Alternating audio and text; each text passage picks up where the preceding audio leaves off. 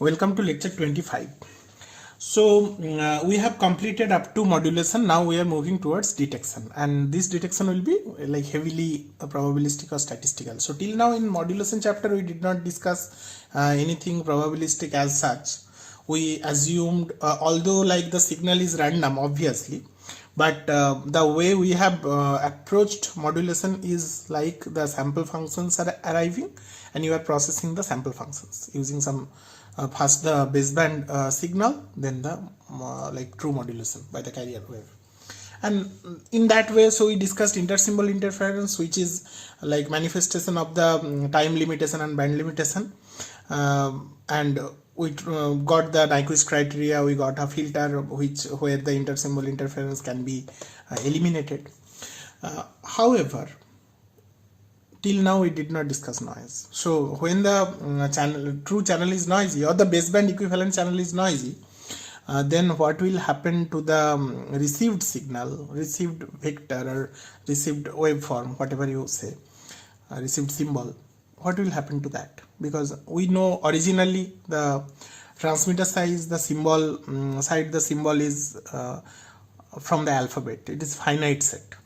But when you are adding some random variable to it, then the finiteness of the received signal set will go away and it will become uncountably infinite.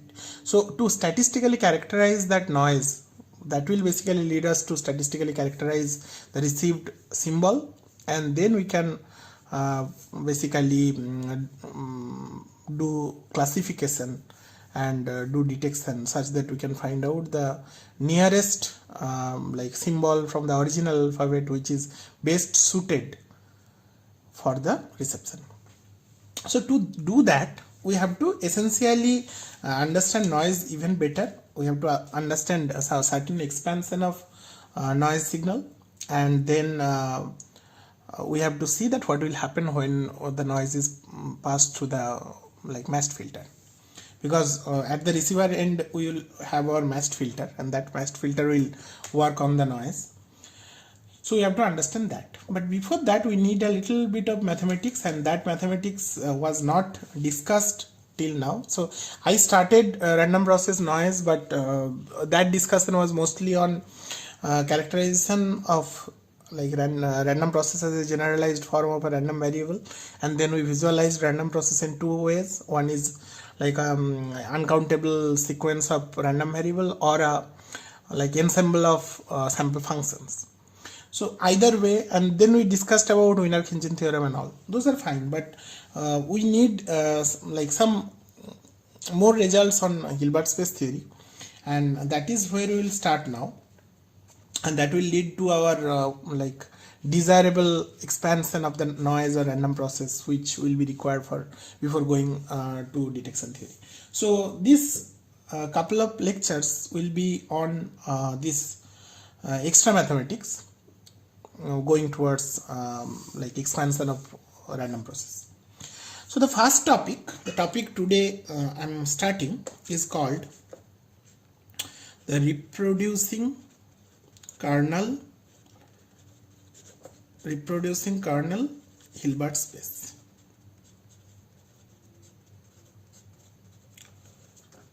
or famously it is called RKHS. So this is not only limited to communication. Right now this is having applications in every field where you are working with statistical signals. So be it pattern recognition and all, everywhere you will see this reproducing kernel Hilbert space. This is a subspace of the regular Hilbert space, say L2. So our bread and butter Hilbert space is L2 space essentially. Suppose the temporal support is S, that is a subset of the real line. So this is the support set, and our basic Hilbert spaces, or our general Hilbert spaces,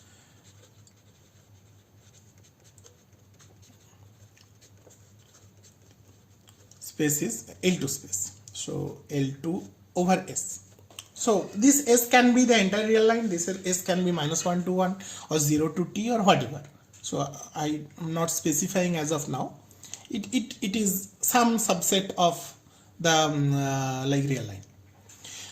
So this L2 space can be defined to be, I have already discussed this, anyway I am reiterating. So this is some function from defined from S to the complex plane. So this is complex valued function such that like minus over S, not minus infinity to infinity, over S modulus ft square dt is less than infinity. So the energy over the support set is less than infinity, total energy. So this is our L2 space. Now the problem with L2 space is that whatever calculus which has been developed for L2 space is based on the limit and continuity, which depends on the like L2 distance or the L2 norm between two vectors.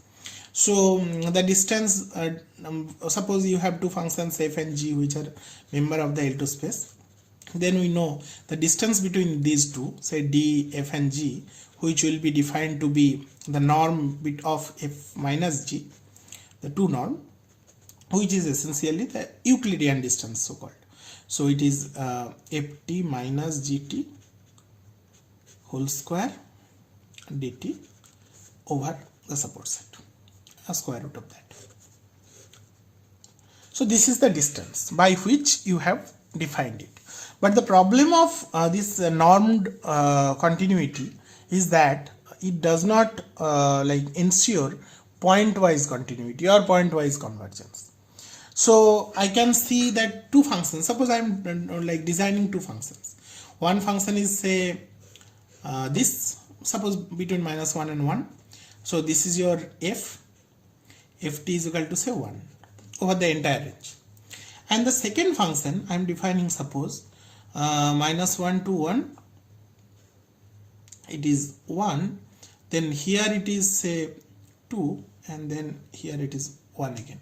So at 0 it takes a value of 2. So this is a function say gt. So gt can be defined as like 2 when t is equal to 0, 1 when t is equal to minus 1 to 0 union 0 to 1, but not taking 0.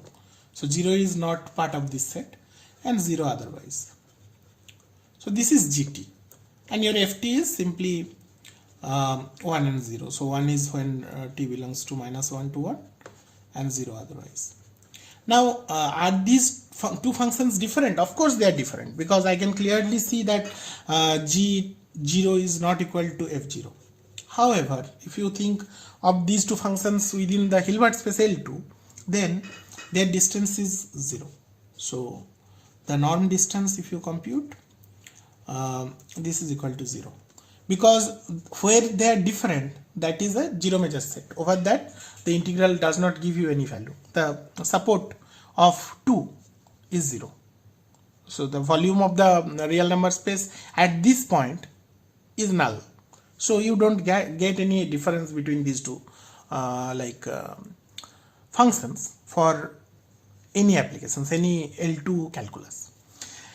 However, there are issues where this will be significant, or even if they are not significant, I really do not want to consider these class of functions. So which are basically identical to our smooth function. Smooth means within the support set, the smooth function, but different at some zero measure set, such that it does not, you cannot distinguish this function from our intended function within the space of L2. So there are lots of uncountably infinite duplications. I don't want that. I want only a nicer little subspace of L2 such that this function will be unique. So if I say that two functions are identical in that L2 norm, that means that those two functions are identical at every point of the support.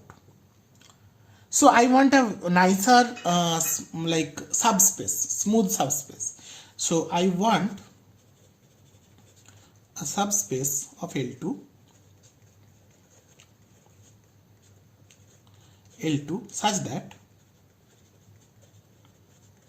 L2 convergence will imply pointwise convergence. This is the point. Pointwise convergence.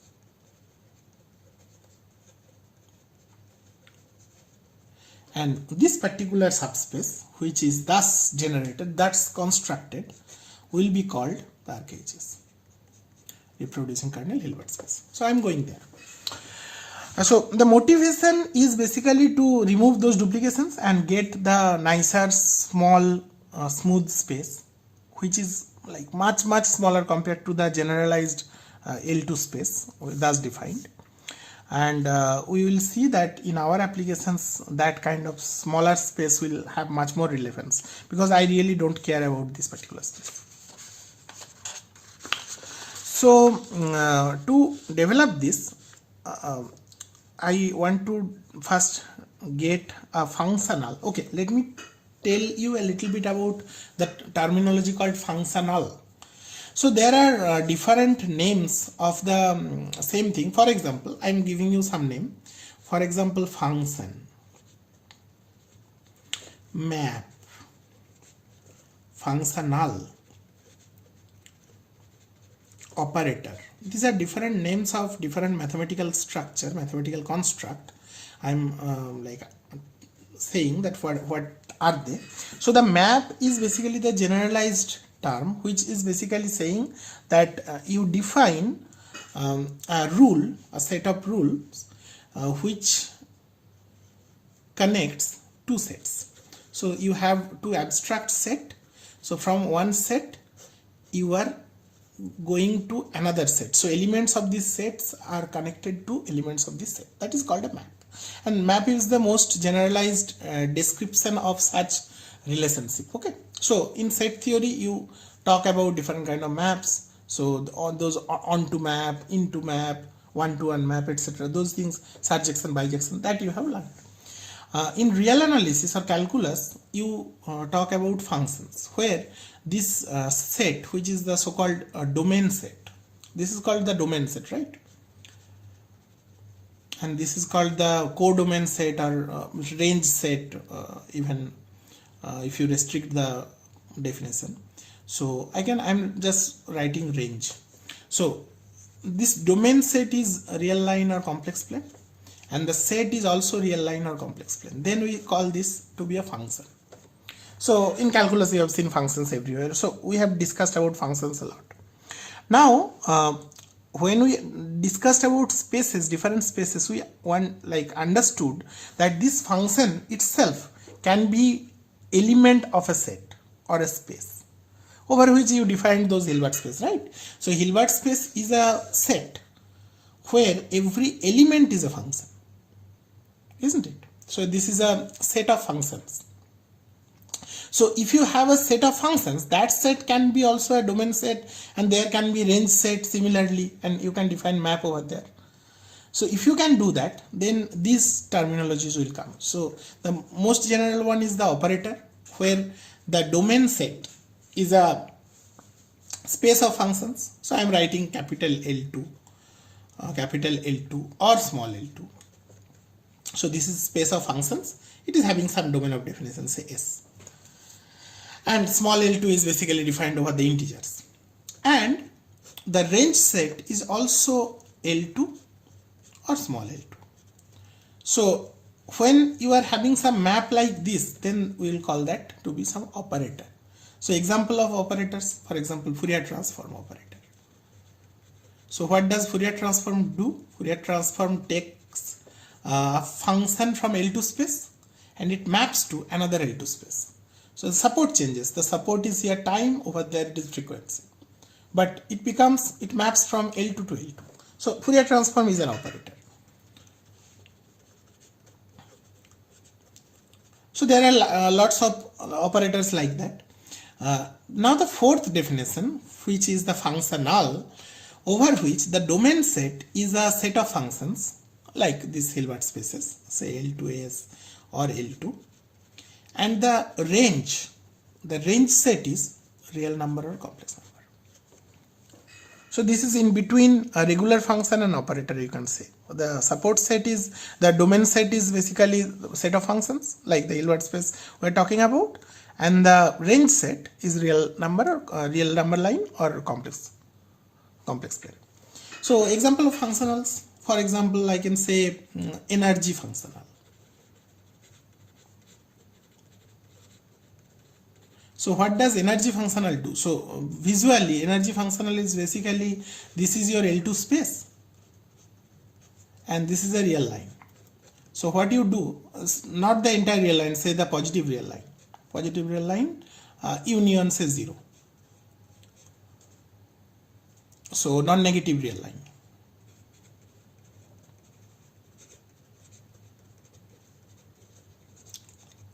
Which is a subset of even R, or like in the general form you can say the entire R, because it is fine that the function, the map does not go anywhere to the negative side. Okay. So what the energy functional does, energy functional basically takes a value from here which is a function and maps to some non-negative number via the formula. So via the formula over the support ft square dt. So this gives you a values, some non-negative real value. So this is member of this R and this is member of some L2. So energy is a functional, you can see.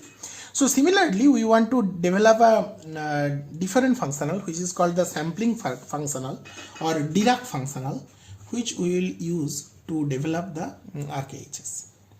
So the Dirac functional, this is interesting because it is a sampler. So I define Dirac functional to be delta T0. So which works between say L2 space to complex plane. So if the L2 space is a complex valued function, that's why in general I map it to complex plane.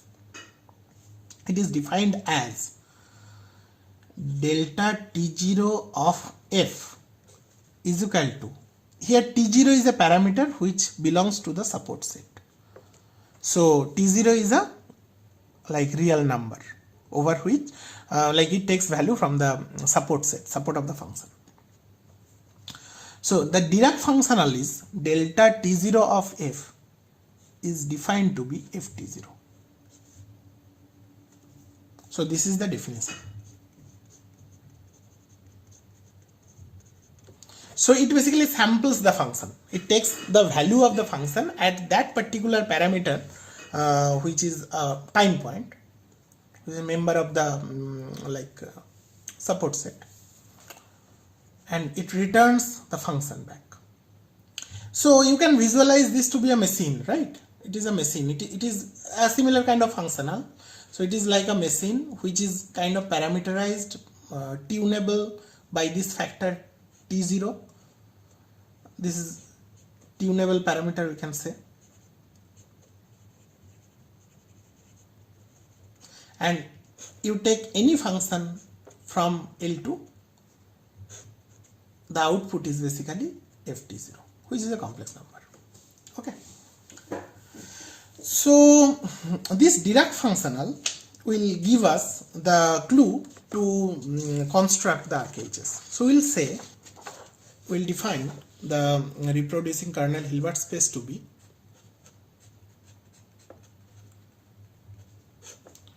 so this is a H, I can say this H is a subset of L2 space such that H is equal to, the definition is given by all such F in L2S such that delta T0 is continuous for all T0. So if the Dirac functional is continuous, then we will say continuous for that function for all values of T0, then we will say that that space containing all those functions is the reproducing kernel Hilbert space. So I'm explaining these things. This particular definition is a little abstract, but this is not difficult. So we are basically trying to gather those functions which are member of L2 space. So my H space, I'm drawing it like this. So this is my H space, which is a subspace of the Hilbert space, subset suppose for the time being, and this is your real line or complex plane. This is your complex plane, say, Okay, so you take two functions here which are kind of close. So continuous means if two elements in the domain space are close, the corresponding maps in the range space will also be close according to the closeness definition in the range space. That is how continuity works, right? So suppose you take two functions, one is f, another is g, and they are close here. So how they are close? That means the L2 norm of f minus g is less than some epsilon. Then they are close. So then I am saying that the corresponding, the delta functional is continuous if you apply the delta t0 functional over this and apply the delta t0 functional over this, then the outputs, they will also be close in the closeness definition over the range space. So range space is complex plane. So the distance is basically the modulus, the absolute value of the difference between the two numbers, two complex numbers. So what are the complex numbers? This complex number is gt0. This complex number is ft0. So their closeness means this will imply the modulus of ft0 minus gt0 will be less than or equal to delta, where delta and epsilon are arbitrarily small numbers. So this is continuity. Now you see how by this continuity of delta functional or Dirac functional gives to the desirable space which we wanted to get. So we wanted to get a subspace such that L2 convergence implies pointwise convergence. You see, this is L2 convergence, this is L2 closeness, and this is pointwise convergence. This is true for all points. For all points. So whatever we wanted, exactly that thing we got by constructing the Dirac functional, the sampling functional. Okay. So let me quickly tell you a few characteristics. For example, this Dirac functional is linear.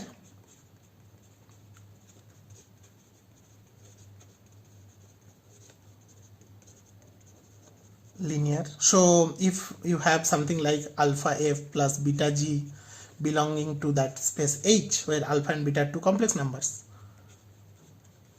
then delta t0 of that alpha f plus beta g will be equal to alpha into delta t0 of f plus beta into delta t0 of g.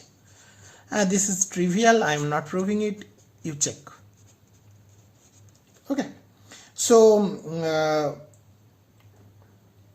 this is a linear. Now this is a linear and continuous functional that will give immediately something called the Ries representation theorem. This is a famous theorem in Hilbert space. So in Hilbert space, any linear continuous functional has a representation which is the inner product representation in Hilbert space. So this theorem, of course the derivation I am not giving it here, but you just read about it. I am just invoking the result. So it is called the Ries representation theorem.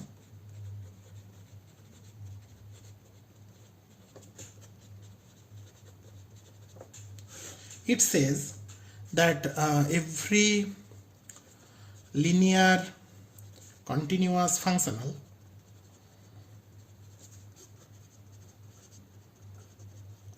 over a Hilbert space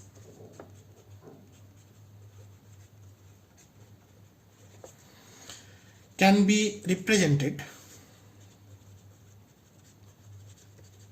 by a suitable inner product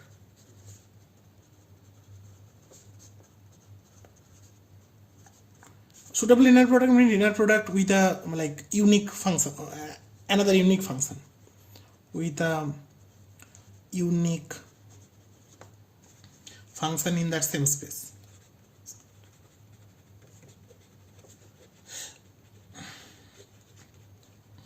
Okay, so here also we can say that delta T0 f.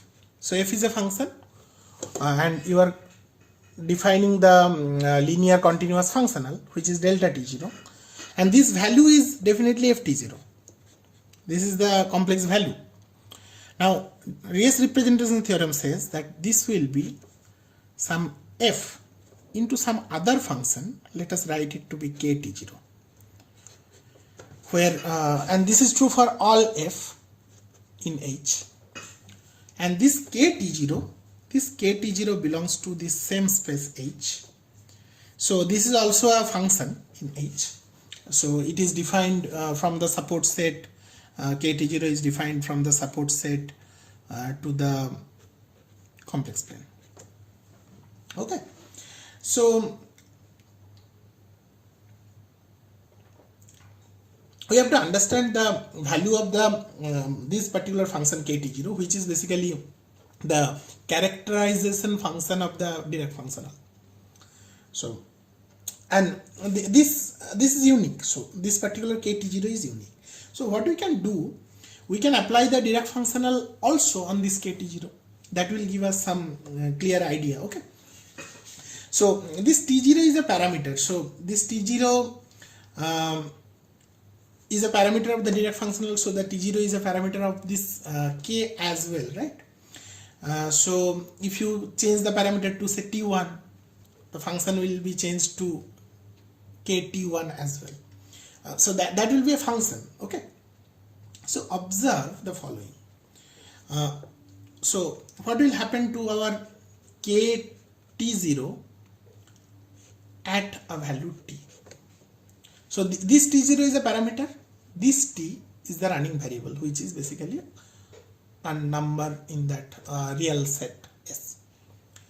So kt0 of tau, this is essentially, I can say that delta tau of kt0.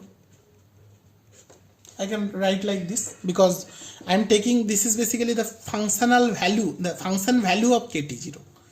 t0 is the parameter. So this is your support S, this is your tau, and your kt0 is suppose some complex valued function.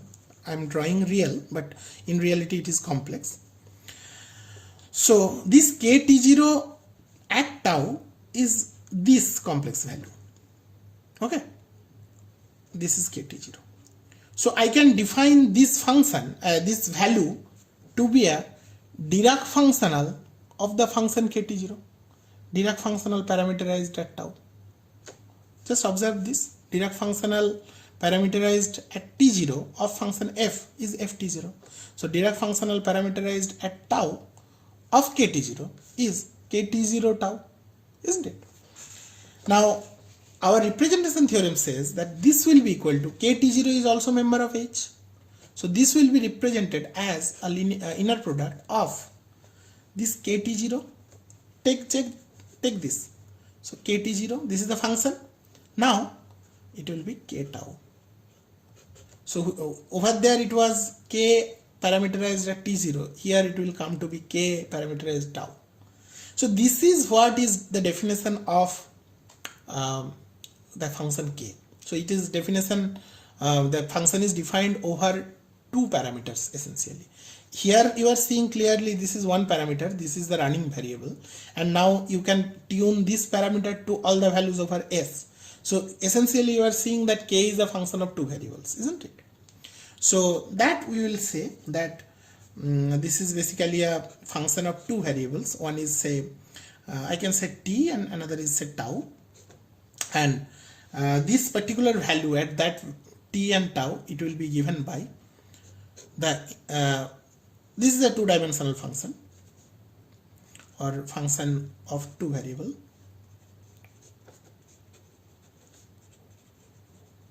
and this particular function will characterize your this function, which is a parameterized over t0. So I can say this is basically S cross S, two complex valued, this kind of function, which is given by kt comma k tau, the inner product of these two. Okay, so this is how you define, and this particular function is called the kernel function.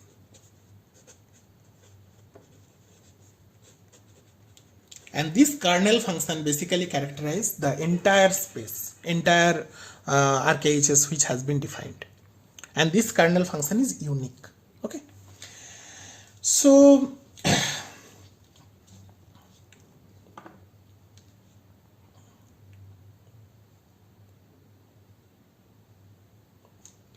from here I can show you that what basically this kernel function, how does it look like, and how different functions look over there. So when we write a particular function, the particular function means like this. So over which this is the parameter, this is the running variable. So to get this function from the kernel function, what you have to do, basically your kt0 at tau, this is the parameter, this is the running variable. So you can say that from the kernel you can get it, where the first term, which is the t term, that is basically the parameter, and this is the running variable. So we can write like that using a dot. So this is how you can like construct the function with which you can take the inner product to get any direct function. Okay. I'll show you a couple of examples of this kernel of this. This is a special kernel. It is called the reproducing kernel. So this kernel function is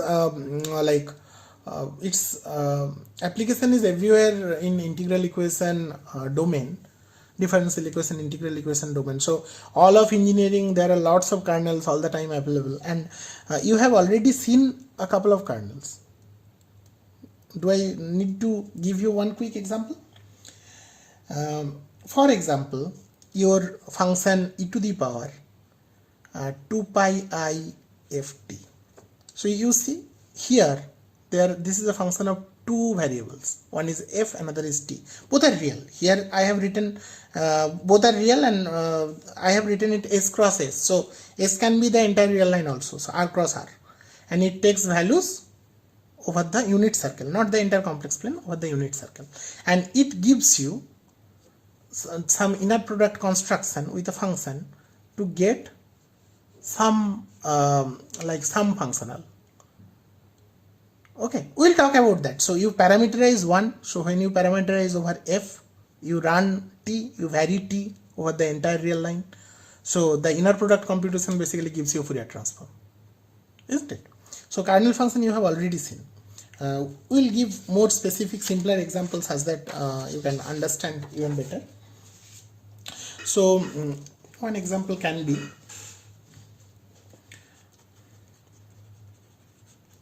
so let us define the s to be 0 to 1. Okay, so s is 0 to 1. So this is a 0, this is 1, and I am drawing s cross s. So this is also 0 to 1. So s cross s is basically the square. This square is s cross s, over which the kernel function is defined. And suppose the kernel function is defined as, this is the kernel function t comma tau say. I am drawing with a different color.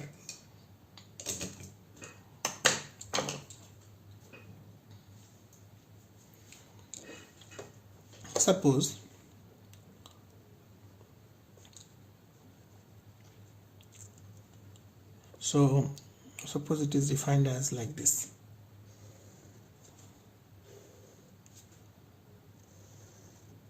So this is the function, the 3D function which is defined. This region, this entire region, this is the function k t tau. Okay. So if you fix one of them, suppose this is the t direction, this is the tau direction, and if you fix a t at say some t0, okay, t is equal to t0, then the corresponding function with which you will compute the inner product, that will be basically this slice, this slice. So this is a function, isn't it, over this tau. This is your tau over which you define the function. Now I have drawn it to be a real valued function, because otherwise if I wanted to draw it complex valued function, I cannot draw in 3 dimension. You will need at least 4 dimension. But you can understand the visualize the construct. So it can be a complex valued as well. So I have drawn as real valued.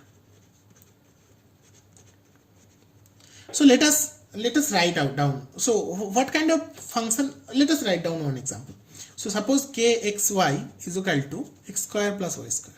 So this is a function of 2 variables, and this drawing is suppose like that only. So this is the value of say 2, this is the value of 1, this is the value of 1. These are all say parabolic curve. So this is a function of x square plus y square. Okay, and so for all parameters between 0 and 1, when you move t0 along this line, you will get different functions, and those functions will be basically the Dirac kernel, inner product function for the definition of the Dirac kernel. So we can say that suppose this is t0 is equal to say 0.5 or something like that. So I can say that delta 0.5 of any f will be equal to f 0.5. So that is what you are trying to compute, and that can be computed as inner product of f with k 0.5. And this k 0.5 is essentially f with k 0.5 comma dot. So 0.5 comma dot is basically this function. Take this function and inner product that function with f, you will get the value of f. So the the sample value of f at the value at the time point 0.5 will be computed using this inner product. Okay. For example, this is example 1. Example 2 I can give. So support is say the band limited signal example. Say. So s is minus w by 2 to w by 2, and my kernel function is say, I'm writing okay. Let me write in terms of say k of f1 f2. This will be equal to some w sin c w into f1 minus f2. Okay. So this can be one kernel. There can be kernel. Our very well-known kernel. Another well-known kernel is one example we have already given. So suppose s is equal to the real line. So your kernel of t and f is e to the power I 2 pi ft. This is one kernel. One kernel is your Dirac delta kernel, that is kxy is equal to say delta of x minus y. So this is the so-called Dirac delta kernel, which you have seen in signal analysis. Okay. So these can be a few examples of kernel function. Now I am moving towards some result of this kernel function. One important result is the positive semi-definite property of the kernel function. Why this will be useful? One example I did not give. Let me tell a little bit. Just mention it. It will appear at the right time. Another example can be in the space of random variables. So kernel function can be say t tau is the covariance function of say xt and x tau. So if you have two random processes, one is x, the random process is x. So x at t is a random variable, x at tau is also another random variable. This is x at t, x at tau. And if you take the covariance of those two, that will become a kernel function. This we have seen already, right? In the Wiener-Khinchin theorem, etc. Those construction, like covariance construction between Okay, so it is basically auto covariance for here. There can be cross covariance also when they are x and y, but auto covariance is extremely useful for our noise analysis. So that will be a kernel function. You will get to see that why this RKHS will be important for analyzing noise. This will be one of the connections. So next result which I am going to show you is that the positive definiteness of the kernel function, positive semi-definiteness. So the kernel function, this is the theorem I can say. The kernel function K is positive semi-definite, and symbolically it is written as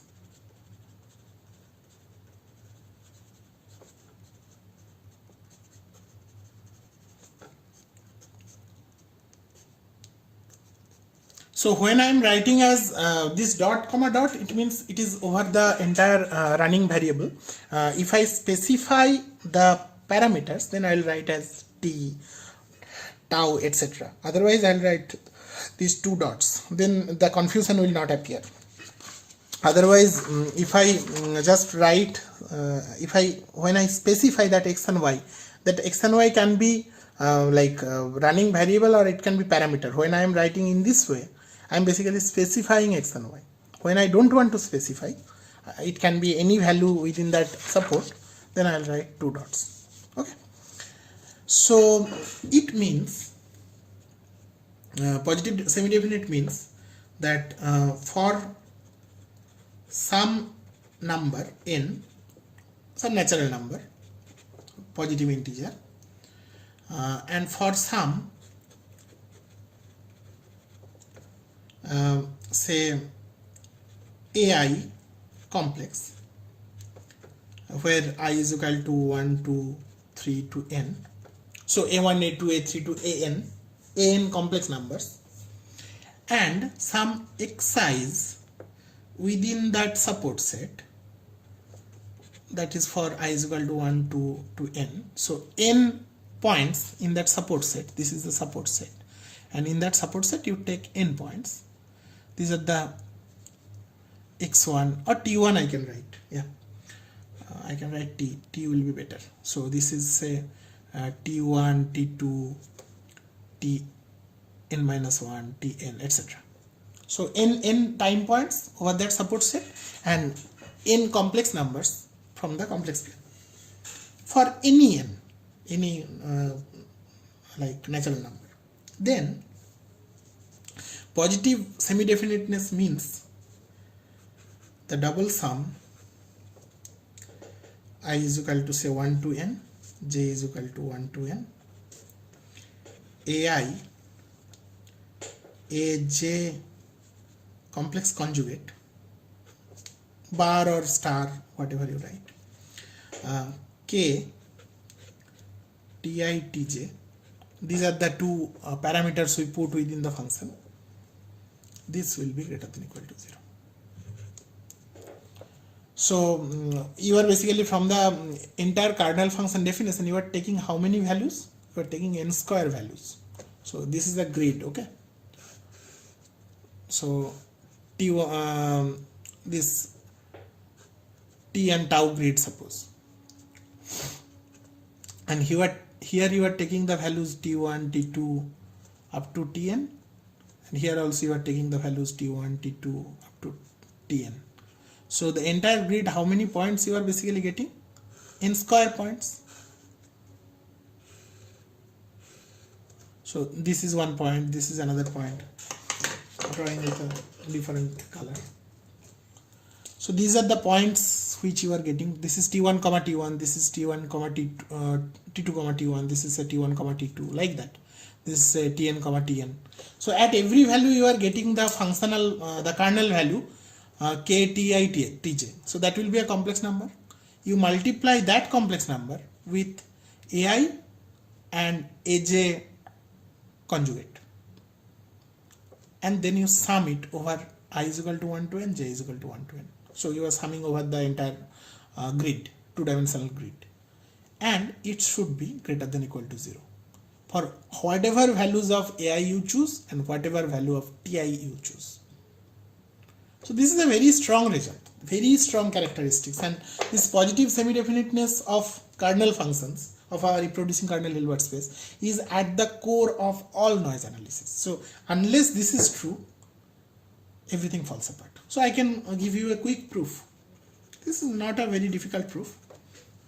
So it comes from the construction of the kernel RKHS itself.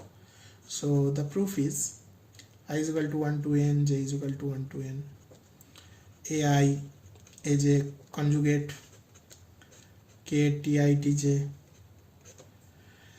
This I can write as summation I, j, I is equal to 1 to n, j is equal to 1 to n, ai, aj complex conjugate.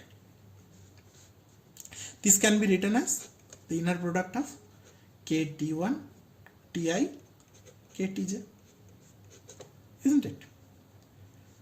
So this will be equal to, now inner product we know that it is linear in terms of the first term and like conjugate linear with respect to the second term. So this will go as it is as ai, this will go as aj. So it will be ai kti and this will be aj ktj. I is equal to 1 to n, j is equal to 1 to n.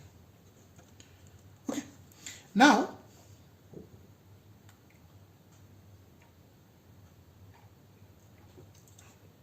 what is this? If you take inner products of all combinations of ai kti and aj ktj over the entire grid, this is nothing but the inner product of summation ai kti and summation aj ktj. I is equal to 1 to n, j is equal to 1 to n, isn't it? Linearity of inner product, you see, you can break it into n, you can break it into n, and you will get total n square terms. Now you see these two linear combinations are the same term. This is the same coefficient and same function kti, and this is the same coefficient and same function over the entire range. So they are same. So essentially this becomes the norm.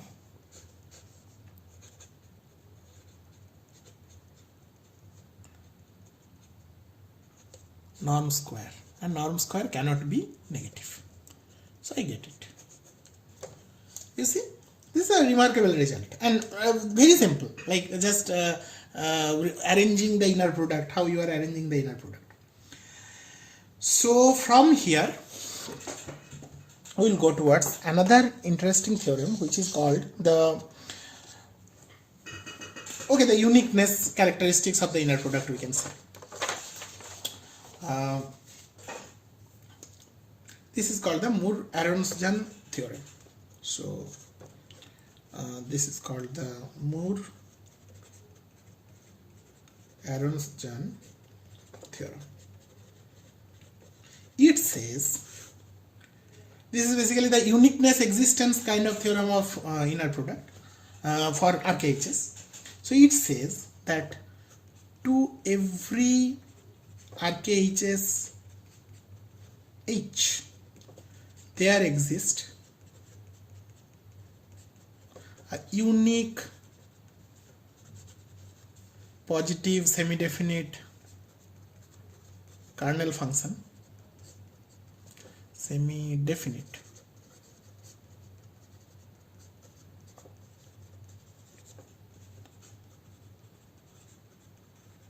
K. Conversely,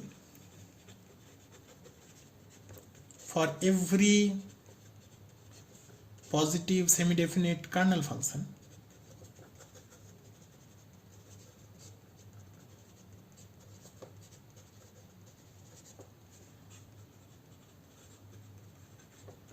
K, there exists a unique RKHS.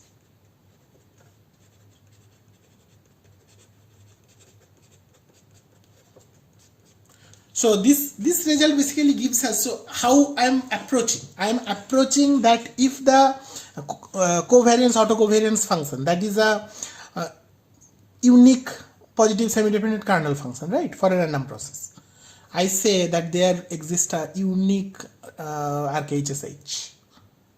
So this will give me the uniqueness of the corresponding smooth like Hilbert space, the spatial Hilbert space, which is the reproducing kernel Hilbert space. For every kernel it is unique. Proof I can quickly give you. So the uniqueness proof, uniqueness of the first statement, uniqueness of K function. So this can be done with contradiction. So assume on contrary, assume there exists another kernel function K dash in H. Okay, then I know that this function K, say x comma dot minus K dash x comma dot, these are functions. So when you parameterize with respect to x or x, they become functions. So this is one function, this is one function. This is basically the slice. So you can draw it, and that slice for the first variable is equal to x. So if you take the norm square, that will be always non-negative, definitely. Now this is equal to, I can write in terms of the inner product, that is k x comma dot minus k dash x comma dot comma k x comma dot minus k dash x comma dot. Now inner product is linear, so I can split it into all the terms, x comma dot comma k x comma dot minus say k x comma dot comma k dash x comma dot minus say k dash x comma dot comma k x comma dot plus k dash x comma dot comma k dash x comma dot. Okay, now what I'll do, I'll apply the inner product like behavior of this K kernel. So I know that this is what?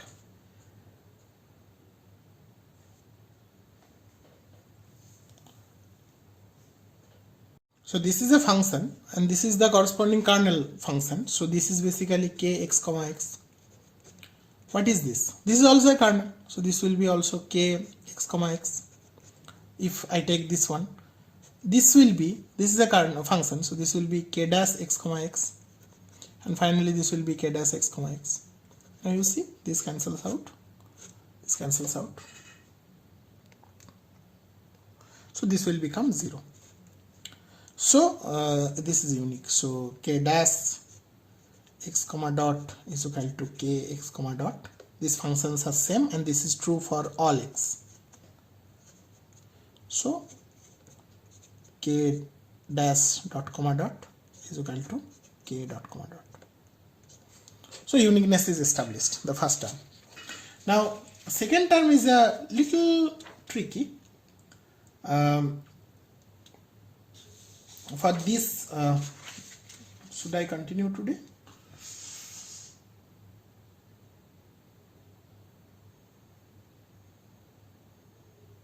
Oh no, so this will be a little tricky, but I'm skipping the proof of this unique existence of H. So the second thing I'm skipping, proof of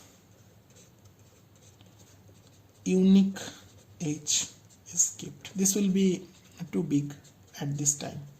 So if somebody is interested, I can share the original paper with you where the proof is given. Okay, because we will run out of time. It is almost 50 minutes.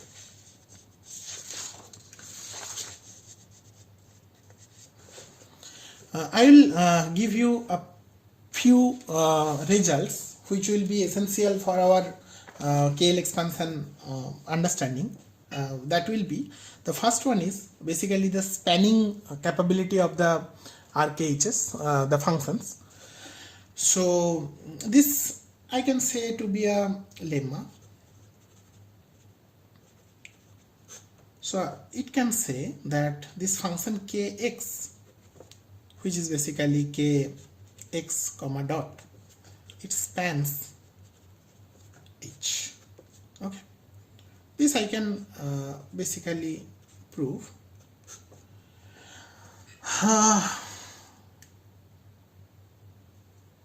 Yeah, so what I want to show that if I want to show that it actually spans the entire space, so for any function f within that space h, so I want to show that if this f is orthogonal to the closure of to the function, the linear combination of the all the kernel, to the function say lambda I kxi, and this is for all I, say all xi nevertheless, because xi can be anything arbitrary, then f is equal to 0. If I can show that, that means this span, this is the span, this is basically the entire h. So this is my h, I have some function. So what I want to say, that this function cannot come out of h, it has to remain within h. So this f will be always represented as a linear combination of the sorry, this is not h, this is the span, this is the span of kxi for all xi's.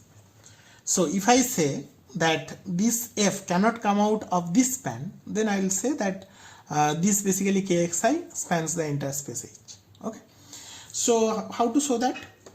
To show that f is orthogonal to the closure of this lambda I kxi for all xi is same as saying that f is orthogonal to lambda I kxi, and this is for all kxi, all xi in that support. So that is true in saying that inner product of f and kxi is equal to 0 for all xi within that support, isn't it? Now what is inner product? Inner product is direct functional. Xi of f is equal to 0 for all xi. What does this mean? This means fxi is equal to 0 for all xi. Now fxi is 0 for all xi. That means what? F is equal to entirely 0. This is a 0 function. So our thing is proved. So indeed the reproducing the function generated from the reproducing kernel, it indeed spans the entire space. So from here I can actually get the inner product construction also, because if we can expand any function within that space as a linear combination of those kxi's, then I can construct the linear combination for any arbitrary, and this may not be uncountable also. It depends on how many values you are taking, because f can be very nicely structured function as well. So I can construct the inner product formula, inner product function as well from this space. So inner product construction I can say.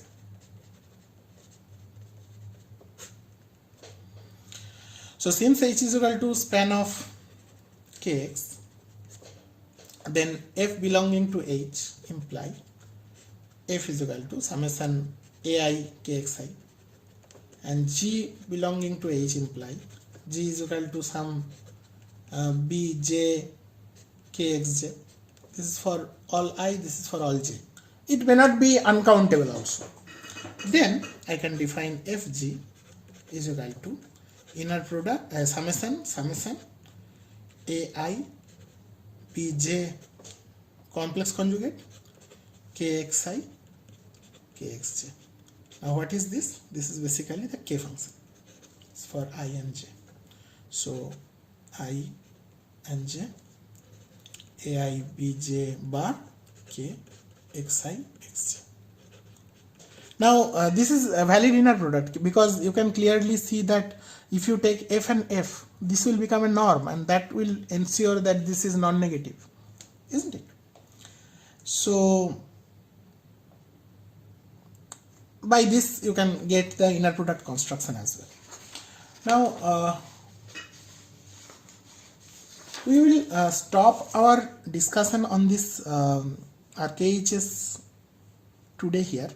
The entire proof I am not going for the Moore-Aronsjan theorem, the uniqueness of H.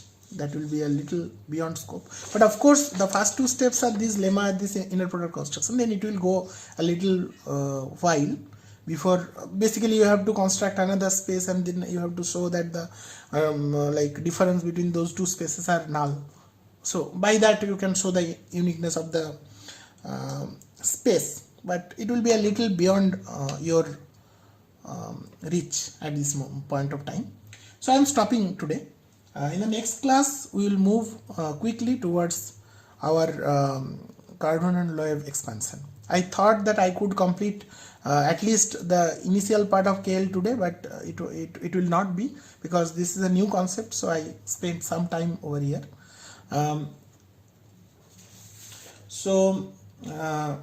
I can give you one example to finish today. No, it's fine. So in the next class, I'll start with one example of a space, and we'll show you that how this RKHS plays role in our signal analysis. We can show the sampling theorem as well over there, and then we'll move towards KL expansion of noise. Okay. So till then, bye.